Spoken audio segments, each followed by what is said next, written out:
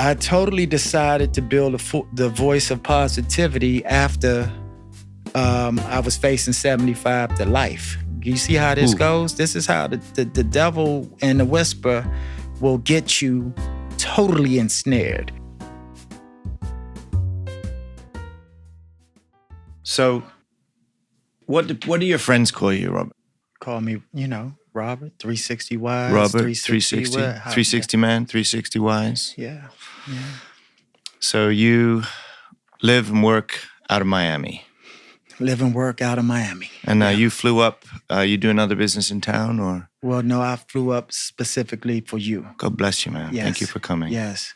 So you've worked with some incredible people and kind of ahead of your time, even in this digital mediascape, I think, right? You built an empire out of this, and you've worked with incredible people. Right. Some have referred to you as a media guru.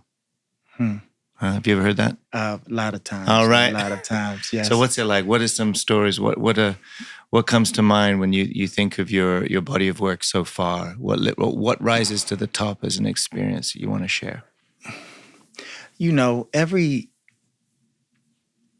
Every day is actually a different experience. There's in my life, there's no hallmark, I should say. They're all hallmarks, right? Clients or partners.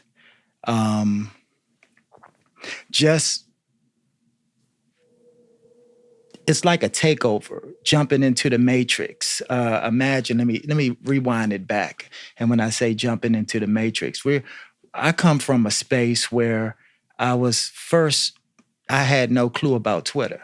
My cousin called me from D.C. I'm from Washington, D.C., relocated to South Florida, and I was doing music. My music was positive music.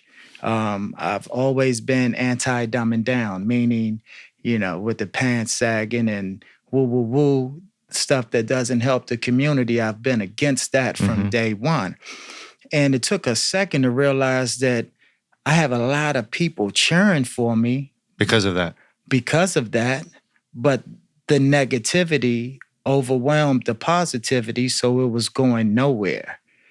And with it going nowhere, it meant getting on publications, getting the visibility necessary. At this time, we're speaking in 2000. Right. Year 2000. So, Robert, when you say negativity, you mean just the general negativity or specifically against you because you're trying to go positive? No, not against me, because they didn't even know my story and where I come from. I was speaking about negativity in itself. There was one individual, and he's deceased now. God bless his soul for whatever course that actually is. His name was Q. And he ran a platform called World Star. Okay. And they had our people jumping off of bridges, jumping off of windows and everything. I mean, it was ridiculous, but it was called World Star Hip Hop. And I'm like, there were a lot of old hip hop legends that were trying to get them to take the hip hop terminology off of the word World Star. So because of the association of, they were degrading women and things of that nature. Right. Anything goes. This was a terrible point of time in 2000. It was very beneficial for them. They made a lot of money because the media makes a lot of money off of negativity. So I created War Star Hip Hop, and a lot of advocates and activists, they were like, how are you going to create a war star hip hop? I said, well, we're going to go to war against that. I see. Right. And in the midst of doing so, I found myself going deeper and deeper into a technology rabbit hole that I had no clue about. Didn't go to school for it at all.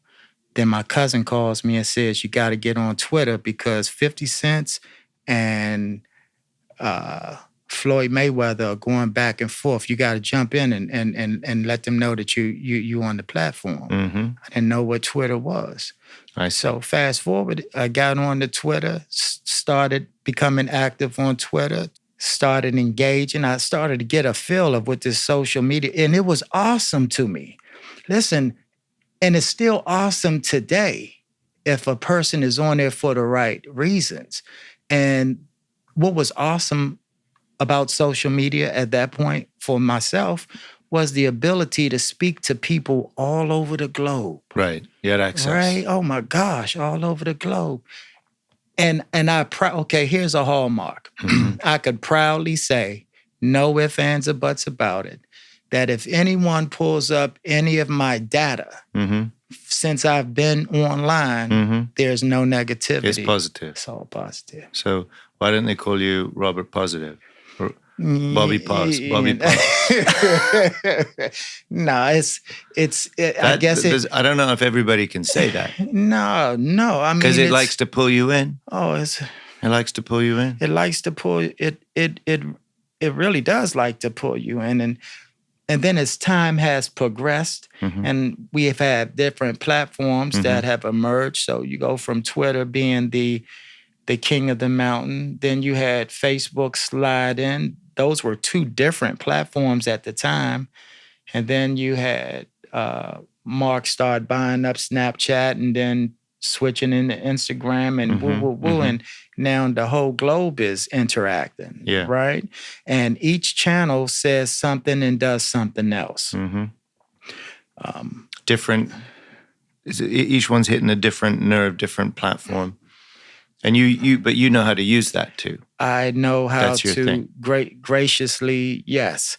I know how to interject into each and every one of them. I know how to interject into the algorithms of each and every one of them because, media, social media, Google, everything, runs off of a different speed and it changes continually. This whole everything dealing with media, just like society, changes extremely fast. The problem is a lot of our folks are living in a delay. So I try to stay ahead of the curve. And you help them be on the front of it. No question about it. So each platform has there are different algorithms at play, but there's also a different culture, right? Among the users. Yes. Even the same person using 3 different platforms, they're engaging in a different culture in each platform. So you survey all of that and you know how to work it for your clients. No doubt about it. I mean, you might even say, what's Pinterest? And Pinterest has been around for a long time. And someone might think about Pinterest off of the homemaker. Right. Putting up Etsy craft kind of stuff. Yeah. But, Pinterest at the same time, if you're continually tapping into their algorithm with that photo and a link that goes back to what you're actually trying to show them, gives you a strong Google footprint, right? And a lot of our people forget that no matter how many platforms are out here, the king of the mountain is that footprint, which is Google. Right. And as we continue to advance with Chat GTP and different AI components and things of that nature, remember, it took a long time for them to take the phone booth off the street, to take the rotary phone out the house, for a lot of our people to get adapted to mobile. Right. And that's just about as how long it will take for that switch to occur. And when that switch occurs, when it comes to digital footprints, we're already integrating at the exact same time. So we're describing the technology, the advancement in communications platforms. But what I hear you saying underneath this, Robert, is it kind of feels to me like it's not just about your voice. You have been on a journey to find a way to have a certain community that couldn't necessarily be heard, and positivity be heard. And it's like you're trying to give positivity a voice. And so you're studying what the dynamics of this landscape to learn how to use it. But underneath all of that, you seem to be like on this 20, 30-year quest to really give positivity a voice. Is that correct? And where does that come from, if so, in your life? Where does that nature come from? Well, that's totally correct in the way that you described or your analysis of what these footprints are that I'm walking in. Mm. Can take it back 1 second and actually say that I've never, and we have never, 360 Wise itself, my wife, she's the co-CEO, Tasha. I've never advertised. We've never done for ourselves what we do for others. Interesting. At this moment, I'm now beginning to flare up, consider it as the man behind the curtain, because there are different shifts that are happening, and I'm doing that purposely. But it's always for our clients. And how did we get here? Mm. Okay, so humble becomings. I mean, like when much is given, you've got to give back a little bit more. Like my life is a movie, a real motion picture movie. Like very, very deeply engaged in coming from humble beginnings, single. Washington, D.C. Washington, D.C. Big family, small family? Just I had a twin. My twin passed at birth. So it was just me and my mom. Wow. She separated from my dad. I was born in New York. That didn't work with my mom and my dad. Moved back to D.C. So she moved to you. So single mom, single son, one child family. Just me and my mom. I could take you back to, she's working 2 and 3 jobs and she's going to school at the same time. It gets hard, welfare. I remember going up to the neighborhood market with the food stamps and everything. Like it gets, and I remember promising that if I ever got in position, my mom would never have to go through this. Because as a young male in an urban environment, no brothers, no sisters, I'm looking at families differently than families act. And what do I mean by that? So you would actually see a family of 10 siblings, all on one porch. Don't mess with them. It's 10 of them. You get me? But they bickering with one another. I see. They don't even They don't realize what they've got. They don't realize what they have. So you're kind of a loner and you kind of have to stay strong, and the environment builds you into you're either going to be ate or you're going to eat them. It's Washington, D.C. Yeah. And I'm a fast forward as I'm going. So how do I get my mom better things? Because in my mind, it's my mom needs we got black and white TV. My mom needs a color TV. How are we going to do this? She needs a remote control TV, not the remote that you plug into the TV with the cord and you turn it. Like we're all the way in beginning phases. Wow. Like I go back to Atari 2600 and, Genesis. You're just playing table tennis on a television, right? And you start to get into what your environment is doing, and that's selling drugs and trying to be cool for the young ladies. And then you realize that was a trap, and then you got your grandma praying for you. Where was Grandma? Grandma Redman, and my great-great-grandma, Grandma Redman, she lived on Rock Creek Church Road. Grandma Eloise lived on Lamont Street. These are 5 blocks apart. Me and my mom, we lived on Webster Street. That's 6 blocks apart. So we were all in Northwest D.C. Mm-hmm. So I'm from Uptown, D.C. Okay. Right. And then how often did you see each other? Grocery time coming, Grandma come and scoop us up, or scoop me up, make sure that I get whatever I want, because whether the car was working or not with my mom, I'm talking humble beginnings. But, I hear you. Your mom, because that you described, the family across the street with 10 siblings. Mm-hmm. I'm wondering, as a son, I'm hearing you talk about you want to provide for your mother. So you're seeing also your mother's vulnerability, I assume, right? Mm-hmm. There's like she's a single mom working hard, who's taking care of her, and you want to provide for your mother. were there also values? I want to continue with your storyline, but just along the way, were there values that your mother was instilling in you along the way? Core values. And the values were always towards the higher power, you know. And so that means that Washington, D.C., born in New York, raised in D.C., down the street was St. Gabriel's Catholic Church, right? So we were raised in the Catholic Church. I was raised in the Catholic Church. Is that just because that was the church you could get to by foot, or was your mom raised in the Catholic Church also? Well, actually, my mom's mom, Grandma Eloise, you know, that lived on Lamont Street, she had a lot of dealings with the what is that? Episcopalian. Yes, the Episcopalian. Oh no, Episcopalian, but it's a big one in D.C.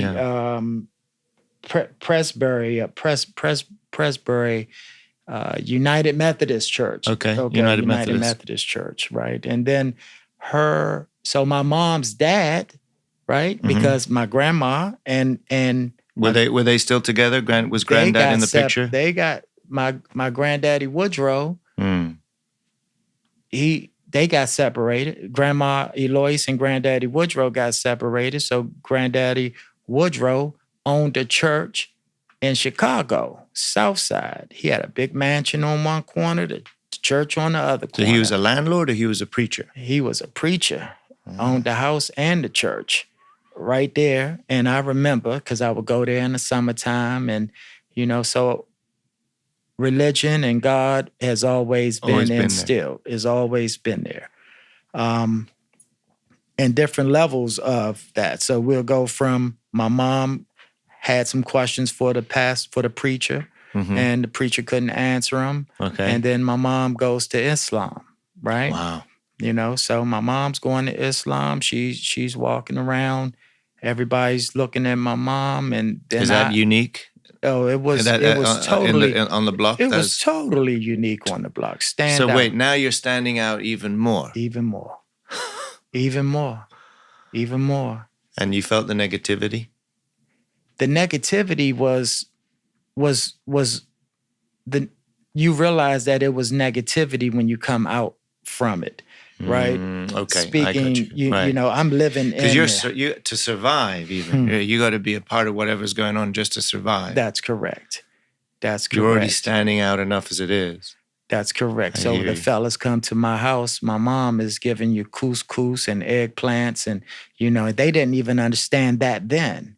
But you know, we fast forward right now, and healthy living is healthy eating. Right. But let's go even a step further. So now the police are looking for me because I'm not coming home and I'm not going to school. I'm out running the streets, and they gave me a warning. They basically said you're going to go to Boys Village, right? That's like a juvie. Oh, it's total juvie, right? Or you're going to have to go away to some program somewhere, and you don't have too much time to think about it. If we get called back out here again because you're not showing back up for home, you're not meeting your curfew, that's it. So you're like 16 here? 15, 16? I am 15 at this point. I'm 15 at this point.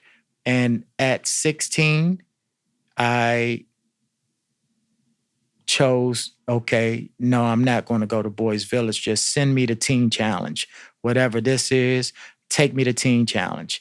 I end up in Norfolk, Virginia, right? 3 years in Norfolk, Virginia. But Teen Challenge... Is that a government program, or is that like a Christian program? Teen Challenge is a Christian program, right? Okay. And David Wilkerson, he founded Teen Challenge, and it was more so for adolescents and youth that were having troubled experiences, you know, whether it's violence, whether it's drugs, whether it's alcohol, whether it's truancy issues, things of that nature. They only accepted a certain amount of people to come in. And it's like a discipline program. Total discipline, to the point that you had to learn the entire Bible from the beginning to the end. And I'm seriously, and the curriculum there was a Christian curriculum that was like a 2-year advance. What does that mean? That means that if when I graduated from that curriculum, if I would have, and I'll get to that point, but the 12th grade in the Christian curriculum that they had was equivalent to a bachelor's degree. After I hit the 12th grade, it's equivalent to a bachelor's degree. We're almost talking seminary here. This is not summer camp. No, this is if you're not doing what we're telling you to do, you're going to be up all night with a toothbrush, and you're going to be cleaning up the corners of the kitchen floor. You're going to use this toothbrush, where this is real discipline. You had people from the Army that were missionaries, and part of their missionary service I heard of was this program. Yeah, I got you. So how was Mom behind you on this? Like she was... Oh, it was no choice. Yeah, she was she worried for you? I mean, was she? Yeah, I mean, she must have been worried for you when you're running the streets. But what she was behind this program. She was totally behind it. But she didn't see you for 3 years, or do you sometimes? Well, she came up. Her and my grandma. They came up maybe about 3 or 4 times. Okay, and come and say hi. Yeah, come up for a visit. Give you some supplies. They're allowed to give you some. And they'll send the little supplies over you, just like. That's great. But it molded me. It molded me, and then I came home for a home visit and saw everybody was making money, doing the same thing. As they was doing the same thing. Everybody was driving Jettas, Porsches. Maybe Benzes. A few faces missing by this time. A few people gone. Well, while I was gone, one of my best friends got murdered. By one of my other best friends, because oh my God, it was but it was street. Yeah, it wasn't supposed to happen, but it happened, and it was that street life, but listen, praise God that I wasn't there when all of this. So at this point, we're now talking 85 for sure. Okay, we're in 1985 right now. This episode of the Peace Starts With Me podcast is brought to you by our merch store. Check it out at peacestartswithme.com/collections. We have apparel and accessories for the whole family, including backpacks, pins, aprons, shirts, baby onesies and bibs, and more. Show your support and go to peacestartswithme.com/collections. We're in 1985 when it's no ifs, ands, or buts about it. Washington, D.C. is the murder capital of the world, and the news is saying it all, right? I go home on a home visit. I see everybody. Temptation. Look how temptation creeps in. I go home for a home visit, go to a house party. No one has seen me. And mark you, this is an excerpt from the book that I'll be writing. But my mom told everyone that I was dead. So. Oh, really? Yeah, so people are coming. So that's the story rolling around when you were in camp. Yes. It was because you died, or? Yeah, so I did the Machiavelli before Tupac did Machiavelli, is the disappearing act. They all thought that I hung myself. And then hung yourself turns into different ways that he got killed or woo, woo, woo. And this is the word on the street. Around. So when I show back up, people are falling out, thinking they're seeing ghosts and woo, woo, and things of that nature. And so you go to a house party, and they're on a home visit. But you mentioned you were at a house party on your home visit. Right. And temptation's there for you. Right. But there's also this dynamic where people are shocked that you're even alive. That's totally correct. And this is a minute portion of people, because this was my cousin. Just those who knew you. Yeah, my cousin Omar had the house party. Okay. So, so it was just a select few that from a whole nother side, northeast side. I'm from northwest, northeast side. And it was just one night, right? That one house party. But that one house party, and I'm seeing everybody's making money, led me to leave Teen Challenge instead of getting my diploma. And I was 3 months away from it. I went and took the GED and got the highest score in all of Northern Virginia. Wow. Came back home, articulating my words, still speaking about Christ, and they didn't want to hear it. So I'm like, y'all are brainwashed, right? And they're like, you're different. After they realize that I'm back now, and I've got to get my own place at this particular point. Mom's Mom is in okay? Virginia. Mom is good. She's in Virginia. But mom's upset that Didn't finish I the didn't program. finish because I already, Professor Lovett at Hampton University already had it scheduled for me to slide straight into Hampton U. Wow. I turned my back on all of that, listening to the whisper. I see. Right? Listening to the whisper, looking at temptation, right? And then temptation and the whisper took me on a whole nother ride because I'm an adult now, right? I'm 18 years, I'm 18 years old. This is... and now you've also kind of got freedom is a new flavor because you've been on this really tightly controlled program. Yes. So now you're an adult. You can free to make your own choices. Yes. Nobody's looking at you. Yes. Yes. And it's me against the world type of scenario, right? And not to harbor on that so much, but our youth are going through that daily. Sure. Right? Our young, all colors, cultures, and creeds, they go through that daily. Whether they're living in it for real or they're looking at it on Instagram or they're looking at it on television, and television is on your phone at this point. They're going through these same circumstances that I just clarified in just different aspects, which all correlates into the reason why I've been blessed. I don't contribute anything to myself. I'm humble and I'm thankful that I'm still alive. Yeah. Right. So this shaped your life. When did you get back? When did you, your journey of, the free choices that you were able to make again? When did you decide to build the voice of positivity? How old were you?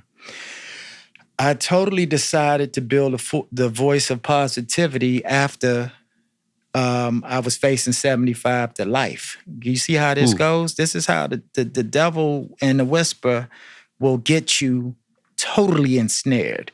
Everything that you think is glamour and glitter and woo, it just is temporary, right? And all of my so-called friends caught a RICO charge, right? The conspiracy, double CE, they had it on the news. This is when they were raiding all of the spots in Washington, D.C., right? And my neighborhood was one of them, and they had to throw somebody under the bus. So it was me. It was you. So it was me. And I was going to be their sacrificial lamb, so they thought, right? And I had a choice. I could have took a cop to 25 years, or I could afford it. And if I lose, it's 75 to life. And I just prayed, and I'm like, you going to give me all or give me nothing? And I sat in there for 2.5 years fighting this case.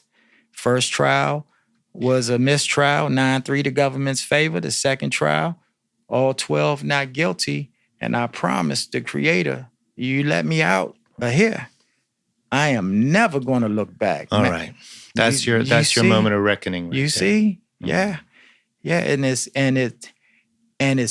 I mentor young youth in Miami, in the community now. Yes, so you're serving. You understand how to relate and guide these. So what program are you running in the community now? Well, not per se running. There's a optimist. Yeah. So the what is it? It's the Miami Overtown Optimist Club. It's a Overtown in Miami is a district. It's a landmark. Okay. And they're gentrifying that as we speak. Right. But there's still a lot of youth in there that losing their way. Yeah, and it's like I had the opportunity to come and speak to about 15 to 20, and they love me and want me back. And I'm like, I love y'all and I want to come back. But this stimulates from digital media. This stimulates from my online presence. This stimulates from acquaintances, partners, and business owners that I've met along the way based on the character value. So that's how you got connected. That's exactly how I got connected. And your story kind of hits with them. They can introduce you to programs that are trying to help people that were in your position when you were a kid. Well, the best thing about it, to magnify what you just stated like you're the second person that, and actually the first that has heard it to this magnitude. Besides the kids, the first kids, the group of kids that I've spoken to. Like when I say I'm coming from behind the curtain now, no one really knew my story. They just knew it's something about this guy, right, for some reason, and it's all God, right? Right. Because I don't wear it on my, you know. It's not your primary song, but it's the drum beat behind it all. It's the drum beat. It's the drum beat. It's like when I went to South Korea, when me and my wife went to South Korea to see Mother Moon. Tell me about that experience right there. Yeah. So that was written. You get me? Like everything is written, and we're living in a delay. The whole thing is you got to actually keep your pulse on that algorithm of life. And it's 2 routes on this. It's positive or negative. It's just real easy. It's really 2 routes. It's positive or negative. And it's going to lead you there. And if your heart is really there on change, the Creator is going to put you around change makers. You got to sincerely feel like this, though. A lot of people, they just talk it. They don't know the pain. They don't know the struggle, right? And I don't brag about money. I don't brag about cars. I don't brag about none of that. None of that is not me. All of that is not me. Because I've been there. I've lived that life. Yeah. I see how that goes. But to save people and to let them know that they could be doing better, that's worth more than money. Forget money. Yeah. This is what we're here for. Right. So you go to South Korea. I'm flying to South Korea, and I'm looking at all this and look at the Mother Moon and the Mother of Peace. Yeah. You get me? And I got my wife right here. You know, and I prayed for my wife when I was sitting in the jail cell. And I prayed for palm trees, mangoes, and kiwis. And I said what I was going to do when I get out. And it happens. It's all happening. Yeah. It's happening in real time. But you got to recognize it. Right. And you got to give. Right. Wholeheartedly. You can't be fake. Right. Because, you know, the real can smell the fake. Right. No ifs, ands, or buts. You got to have if your heart is pure in all you do, the sky is not the limit. There is no limit. There's no limit. So it is written. You came to Korea with Tasha, right? Mm-hmm. What were you expecting to see? Like, I mean, not expecting, but what did you imagine it might be before you got there? Let me tell you, we had no clue. All we knew is that we were going to a media conference. Right. That was the World Summit 2020, right? 2020 World Summit. Right. And it's, you know, it was an honor to go to the media conference. Mm-hmm. And when we got there and just looking at the greeting, just the whole setup.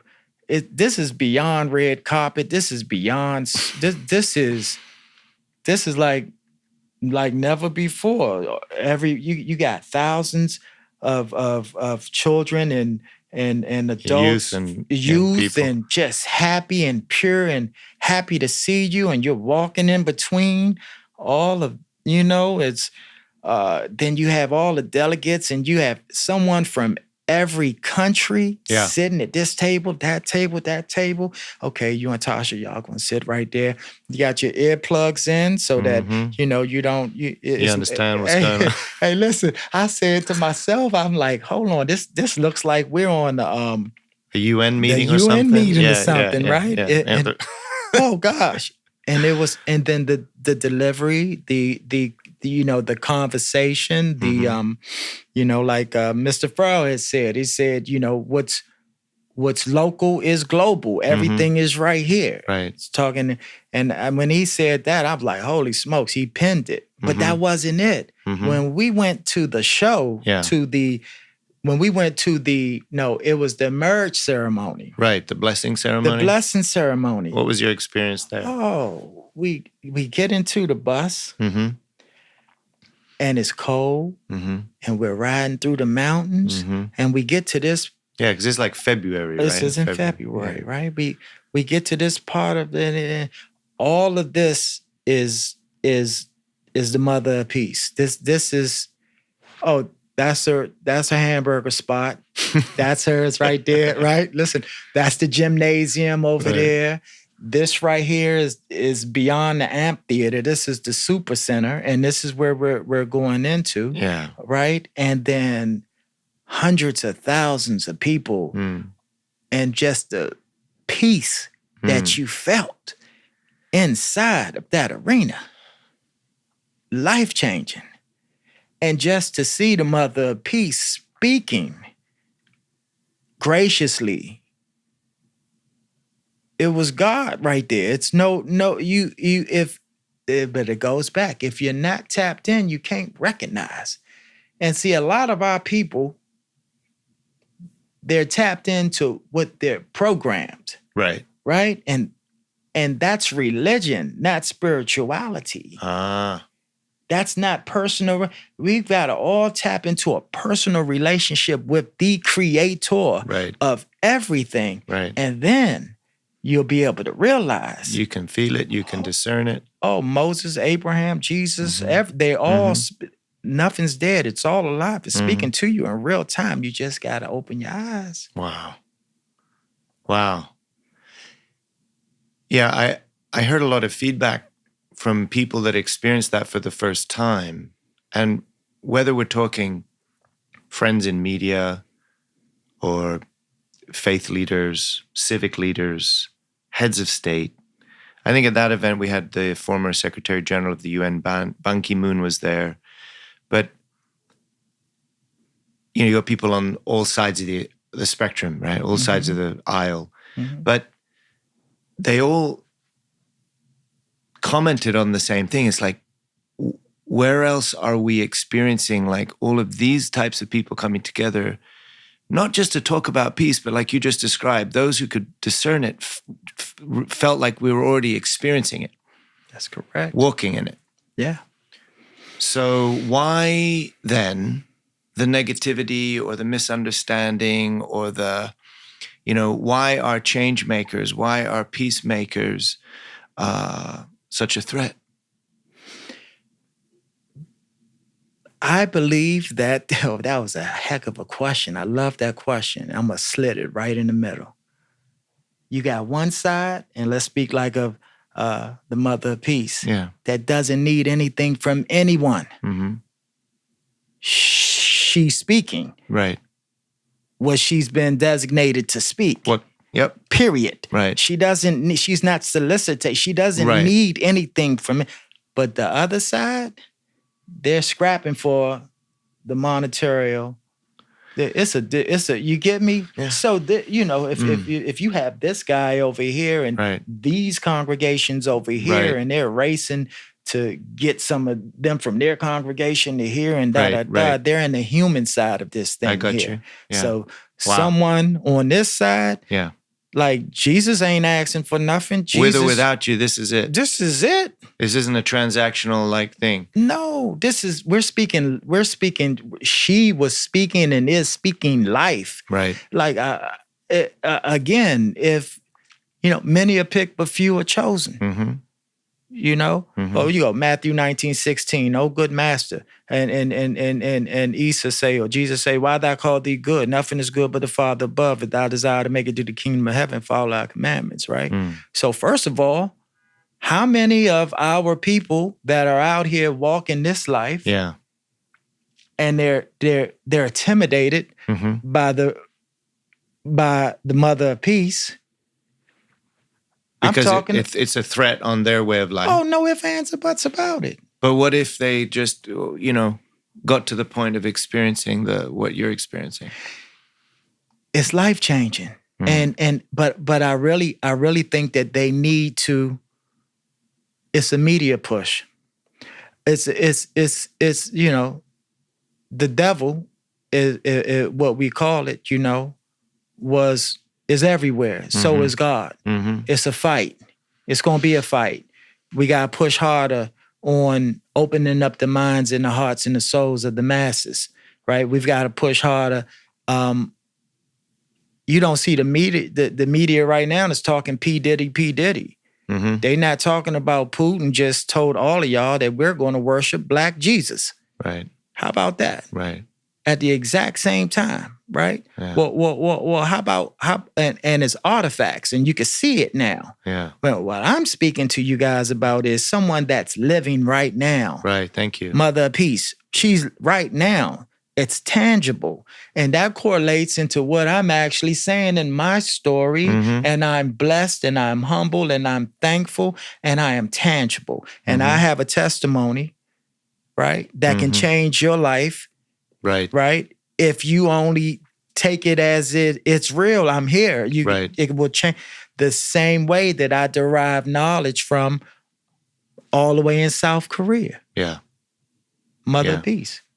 You get me? Yeah. They gotta open but our people are locked in. You gotta unlock them, right? That's 360 wise. Get out the matrix. Don't be afraid. This episode of the Peace Starts With Me podcast is brought to you by our merch store. Check it out at peacestartswithme.com/collections. We have apparel and accessories for the whole family, including backpacks, pins, aprons, shirts, baby onesies and bibs, and more.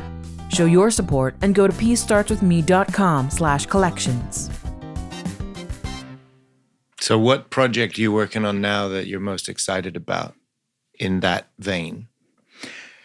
So, I'm right now we're actually about to start just pushing individuals to own their own media distribution platform. Oh. Put a real dagger in it. Ooh. Because if we're going to offer it to you, Yeah. meaning an actual way to circumvent algorithms, to make yourself the hero, Yeah. and to get more people and more traffic to your site or to your product or what it at an affordable rate, because it's not about us, it's about the masses, right? Positive content. Yeah. Then we've built out a subset for that. You want to be on Roku, Amazon. Right. We're building that out as well. But So you're now, because you are you work the platforms, but you've also developed your own platforms, and now you're giving people what you've made in a sense. We're offering it because again, I'm so much. I've never been we're in the back. We have so many NDAs. We're pushing so much media from heavy listers out here that I still never see the time to push myself out there and talk about what we're offering. They hear it on your broadcast right now. We might splash it out a little bit, but we have too many things going on to continue to talk about. I've got this for you. I'm offering this for you. Woo. So, speak to me, if you will, about working with MC Hammer, Crump. What was that like? Life changing. Yeah. Life changing. Like MC Hammer. I mean, just there it is again. The media, the misconception. He taught me one real valuable thing that he didn't even verbally say, and I found out later. Right. When everyone was talking, and because the world loves negativity, they want to be like, oh well, he went bankrupt. Well, you don't understand that bankruptcy is part of big business, and you don't understand that he was feeding his entire neighborhood. We're talking Oakland, and you don't understand that he had stock in all these platforms before they even popped, and now they kind of see it. And he allowed the system to play its game. But he's one of the top guys in the background right now for AI tech and everything that's going on. And he keeps it low key. So he is ahead of the curve on Well, that. he's always been ahead of the curve. And misunderstood. And unapologetic, not trying to make anybody understand it, because many have picked a few have chose. I mean, for him to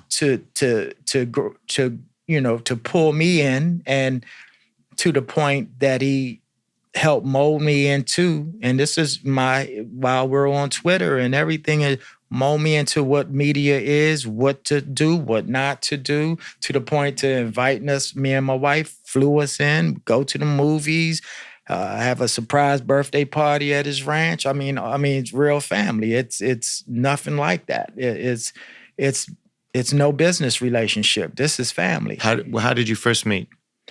Just like this, doing the podcast. So You're kidding. he actually saw when I was pushing the anti-dumbing down in the whole beginning of this segment. Saw that. He saw that online.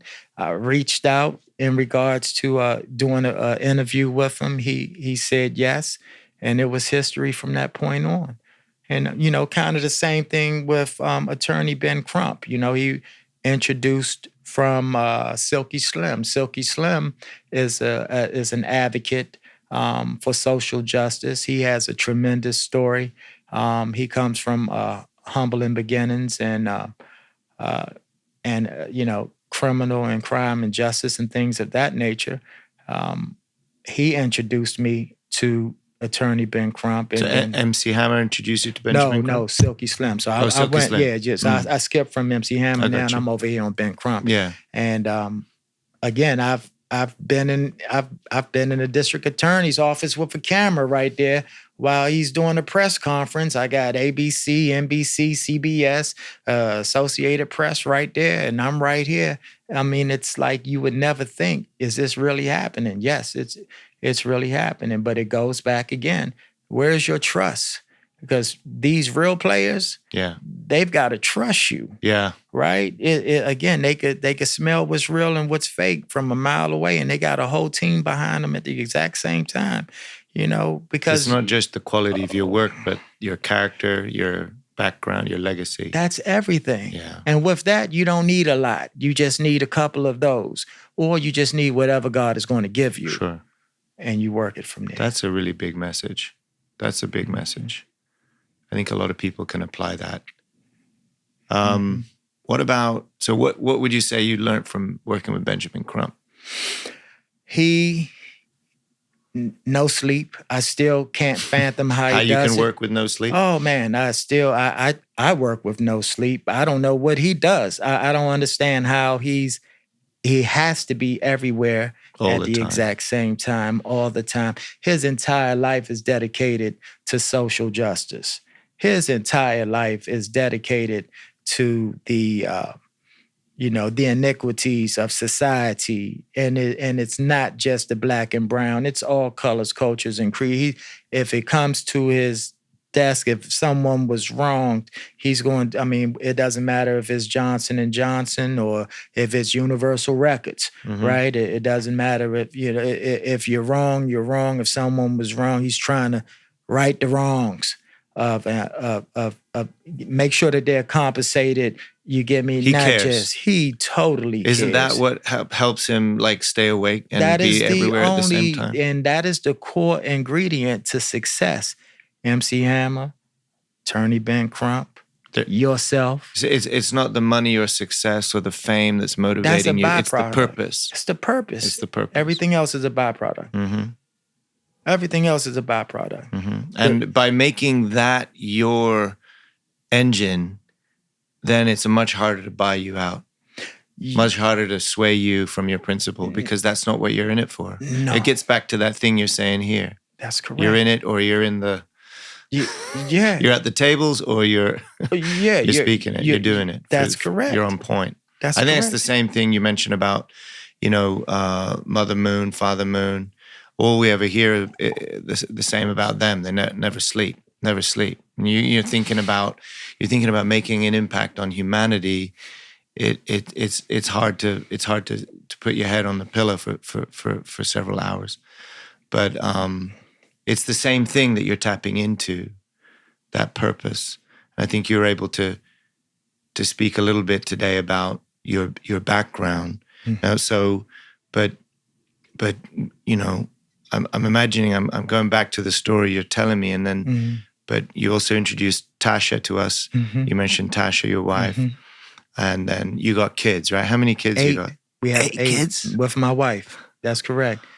How Yes. old? What kind of? Well, Keyshawn is 20, about 22 or 23. My youngest right now is, and forgive me, because yes, I forget ages because I have In them, but- diapers or crawling or walking? Oh, well, my youngest Nana is 5. 5. She's 5. My So oldest. just starting kindergarten. So you got from like 22 to 5 range. That's correct. 8 kids. That's correct. That's beautiful. That's correct.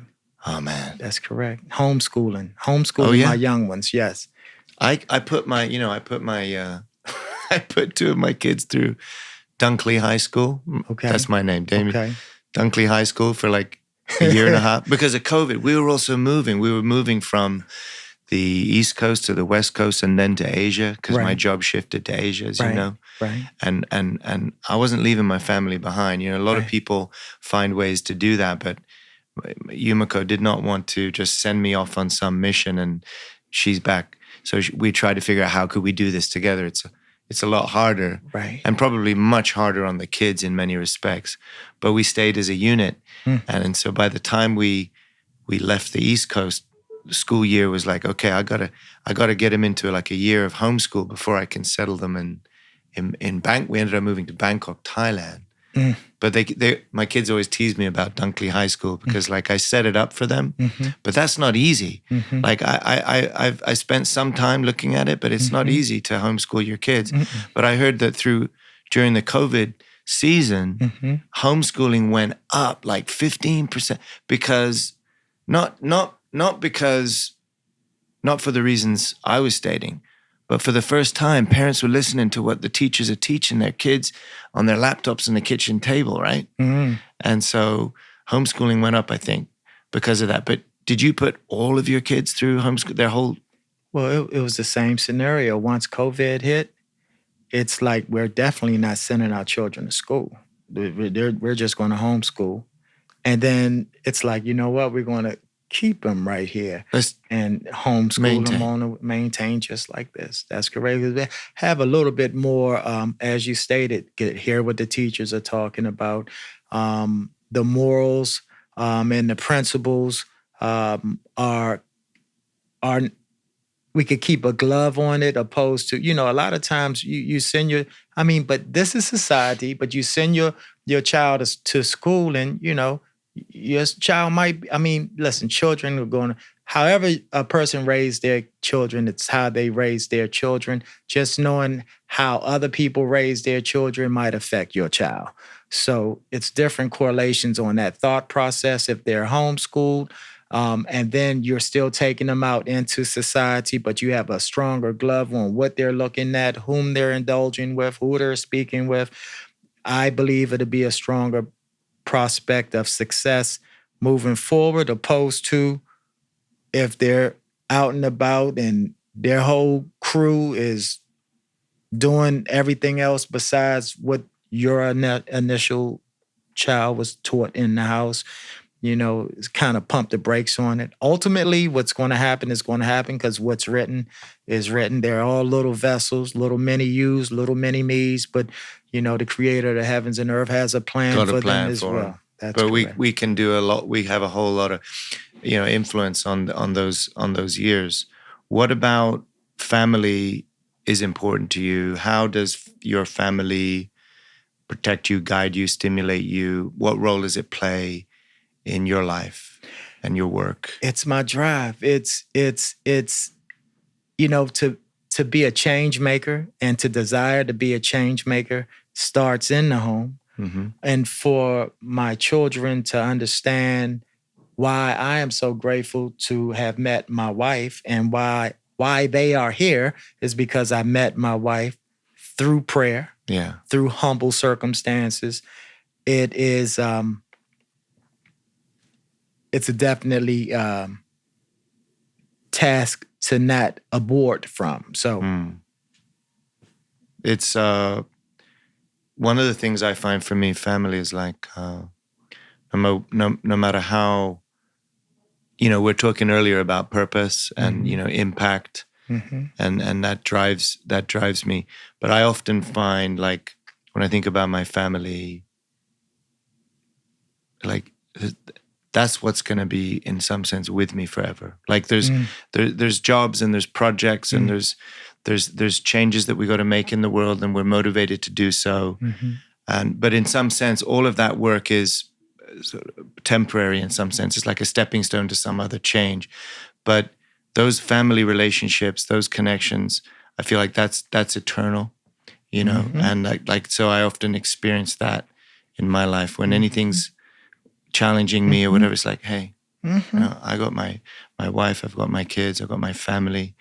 That's, you often hear what people talk about on their deathbed. Like, what do you wish, right? What do you wish you did different? Or what are you most proud of? Or what are your regrets? And commonly people say, you know, even the most successful, wealthy people, right? They'll say, you know, I wish I spent more time with the people I loved. I wish I spent more time telling the people I loved, I love you, you know, how much it means. And what is all that we're striving for? Even the people on the other side of the equation, they're just trying to fill a hole, whether it's money, fame, success, or, you know, Right. It's still trying to fill that same hole. We're like, we're seeking God's love. We're seeking each other's love. Yes. And so family is like that first church, first school, right? Yeah, it's important. It's important to me too. It sustains me. And okay, here's a final question for you. Easy question. How do we bring about world peace? No, I'm kidding. How do we, you know, in all of the kind of distractions, the confusions, the divisions, and perhaps in your life, living in the world we're living in today, describe to me how does Robert be a peacemaker? How do you see God working through you in a way when you're in a situation where there's confusion and distraction, negativity? How does Robert bring peace? How does peace start with you? Knowing that peace is the ultimate, that's the ultimate equation. Like, if I'm not at peace with myself, I can't even propagate peace to someone else. And that means that I actually have to overstand all of those characteristics and qualities that you just mentioned that comes with being a father and raising the children, right? Because you love your children, I love my children, but we're all brothers and sisters. That's right. All colors, all cultures, all creeds. And we're against a machine. And the machine means that we have to continue to propagate peace. And peace is love. Peace is understanding. You know, peace is not looking down on someone. Right. You know, peace is letting them know, listen, we care, you know, wholeheartedly. Yeah. And then you have to have that body of work, those footprints in the sand that someone can look back and reflect on and say, you know what, he's real. Yeah. And we need to multiply that and multiply it and multiply it and multiply it. And it's its own algorithm. And you can't take the gas off. You're writing a book. You can't take the gas off. You know, anyway, I just really want to say thank you, Robert. Thank you for sharing your story from birth, you know, losing your twin also. I think I believe there's an association there. There's a relationship there. There's meaning there. And loving your mom, seeing, you know, just as a young boy, growing up in a world that, you know, should be better. And instead of being stampeded by it, you picked yourself up out of it. And not just to make your life comfortable or your mom's life comfortable, but that you're bringing it back to the community and you're bringing it to the world at large. And so I feel from you a real peacemaker. I feel your characters, we all have completely different, you know, backgrounds, upbringings, and various experiences, but I really feel in you a leader of peace who's coming to the same table that everybody else is seeking. And so I just wanted to thank you, appreciate you. For that. And I appreciate you, and I thank you for inviting me here to your show. Yeah. Because you need to be duplicated quadruple times. You're, you know, no ifs, ands, or buts about it. Appreciate You you. know, the module that you're bringing into the media, when I say gas on, gas can't come off. That's it. Well, I did learn to drive in Italy, and they like driving fast. And now you come over here and it's a different steering wheel on a different It side. is. It's automatic too. But you multitask at all times. Gotcha. And you're a global, a world traveler, right? And you know, not only propagating peace, you're a father, Yeah. you're a friend, you're a brother, and you're definitely appreciated. And I love this platform and what you're going to do and the change that's going to be implemented in the community from it. It means a lot. Thank you, brother. Thank you. my I appreciate brother. you. Bless.